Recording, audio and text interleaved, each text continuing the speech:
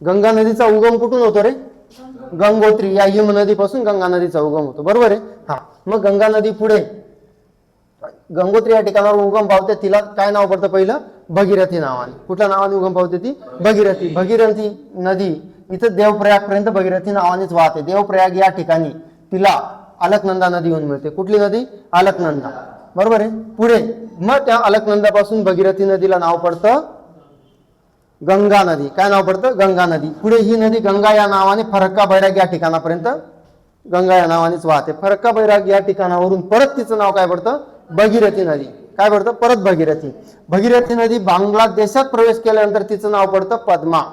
काय नाव पडतं? पद्मा. पद्मा नंतर तिला ब्रह्मपुत्र येऊन मिळते, नंतर मेघना नदी येऊन मिळते आणि मेघना नदी येऊन मिळाल्यानंतर परत पद्मा नदीचं नाव काय पडतं? मेघना. आणि मेघना नावानेच ती बंगालच्या उपसागराला जाऊन मिळते, बरोबर आहे. हा, या नदीच्या आता डाव्या बाजूच्या उपनद्या कोणत्या कोणत्या आहेत?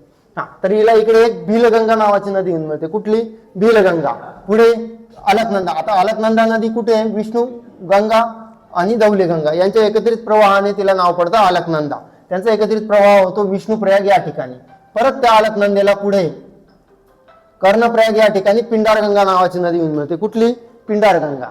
परत पुढे तिला मंदाकिनी नावाची नदी येऊन मिळते रुद्रप्रयाग या ठिकाणी. कुठे? रुद्रप्रयाग. आणि पुढे हीच अलकनंदा देवप्रयाग या ठिकाणी भगीरथी नदीला येऊन मिळते आणि तिथून त्या भगीरथीचं नाव पडतं गंगा नदी, बरोबर आहे. हा, परत या बंदरपूर क्षेत्राच्या पश्चिमेस कुठली नदी? यमुनोत्री या हिम नदीपासून यमुना ही नदी उगम पावते. कुठली नदी?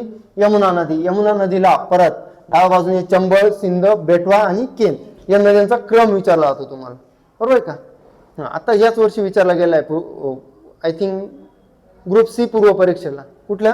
ग्रुप सी पूर्व परीक्षेला विचारला गेलेला. हा, परत ही नदी कुठे येऊन मिळते? प्रयागराज या ठिकाणी, बरोबर आहे ना? प्रयागराज या ठिकाणी. आणि असं म्हटलं आता प्रयागराज या ठिकाणी अजून एक लुप्त नदी येऊन मिळते जी की दिसत नाही. कुठली नदी? सरस्वती नदी. म्हणून या ठिकाणी काय म्हणतो आपण? त्रिवेणी संगम. परत इकडनं एक तिला उजव्या बाजूने टोन्स, शोन आणि फाल्गुन या नद्या येऊन मिळतात. आणि पुढे या नदीपासून एक नदी वेगळी होते, बरोबर आहे. तिला वितरिका म्हटलं जातं, उगळी नावाची वितरिका, बरोबर आहे.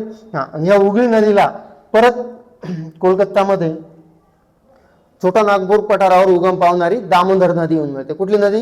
दामोदर नदी. परत आपण दामोदर नदी बघत असताना तिच्यावरचं दामोदर खोरे प्रकल्प पण बघावा लागणार आपल्याला, कळलं? हा, आणि ही दामोदर नदी येऊन मिळते. परत फैराक्का बैरागमधून इकडे या नदीमध्ये पाणी वाढवण्यासाठी परत एक कालवा काढण्यात आलेला आहे. काय काढण्यात आलेला आहे? कालवा. कारण की या भगीरथी आहे हुगळी नदीवरच कोलकाता येथे कोलकाता बंदर उभारण्यात आलेले आहे आणि त्याचाच भार कमी करण्यासाठी परत एक आंतरराष्ट्रीय हल्दिया नावाचं बंदर उभारण्यात आलंय, कळलं? म्हणजे इथून जल वाहतूक होते हुगळी नदीमधून, बरोबर आहे. हा, पुढे या ठिकाणी गंगा नदीच्या मुखाजवळ एक मोठा त्रिभुज प्रदेश निर्माण झालेला आहे, जो की जगातला सर्वात मोठा त्रिभुज प्रदेश म्हणून ओळखला जातो. आणि या त्रिभुज प्रदेशाचं नाव विचारलं जातं तुम्हाला. काय नाव आहे त्या त्रिभुज प्रदेशाचं? सुंदरबन म्हणून ओळखला जाणारा त्रिभुज प्रदेश इथं निर्माण झालेला आहे. त्या त्रिभुज प्रदेशाचं नाव सुंदरबनच का ठेवण्यात आलेलं आहे? तर या ठिकाणी सुंदरी नावाचे वृक्ष आढळतात. काय आढळतात? सुंदरी नावाचे वृक्ष आढळतात. समजले? कळले? हा जो त्रिभुज प्रदेश आहे हा 60% प्लस त्रिभुज प्रदेश हा बांगलादेशात आढळतो आणि त्याचा 40% भाग हा भारतात आढळतो. कळले? हा,